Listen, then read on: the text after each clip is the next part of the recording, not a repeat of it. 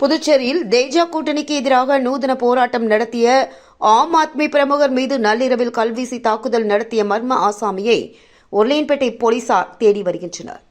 புதுச்சேரி ஆம் ஆத்மி கட்சியைச் சேர்ந்தவர் சுத்தம் சுந்தர்ராஜன். இவர் சில தினங்களுக்கு முன்பு புதுச்சேரி முருங்கம்பாக்கம் பகுதியில் நடு ரோடில் படுத்து மழைநீர் தேங்கிய பள்ளத்தில் தாமரை பூவை மலரவிட்டு நூதன போராட்டத்தில் ஈடுபட்டார். அப்பொழுது இதுதான் குஜராத் மாடல் ரோடுங்க என்று புதுவையில் நடைபெறும் தேஜா கூட்டணி அரசுக்கு எதிரான விமர்சனங்களை முன்வைத்தார். தாமரம் மலர்ந்துடுச்சிங்கன்னா முருங்கம்பாக்கம் கடலூர் மெயின் ரோட்ல இதாங்க குஜராத் மாடல் ரோடுங்க. தாமரம் மலர்ந்துடுச்சுங்க. இதனிடையே நேற்றிரவு 10:30 மணி அளவில் தனது பணியை முடித்துக் கொண்டு சுத்தம் சுந்தர்ராஜன் நெல்லித்தோப்பு சுப்பையா சிலையில் இருந்து லெனின் வீதியில் நடந்து சென்றுள்ளார். அப்பொழுது 35 வயது மதிக்கத்தக்க அடையாளம் தெரியாத நபர் பெரிய கருங்கல்லுடன் சுத்தம் சுந்தர்ராஜனை தாக்க வரவே அவ்வழியாக சென்ற பொதுமக்கள் கூச்சலிட்டனர்.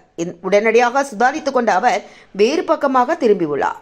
இதனால் அந்த மர்ம நபர் வீசிய கருங்கல் சுத்தம் சுந்தர்ராஜனின் முதுகில் விழுந்து காயம் ஏற்பட்ட நிலையில் கொலை மிரட்டல் விடுத்த ஆசாமி பைக்கில் தப்பிச் சென்றார்.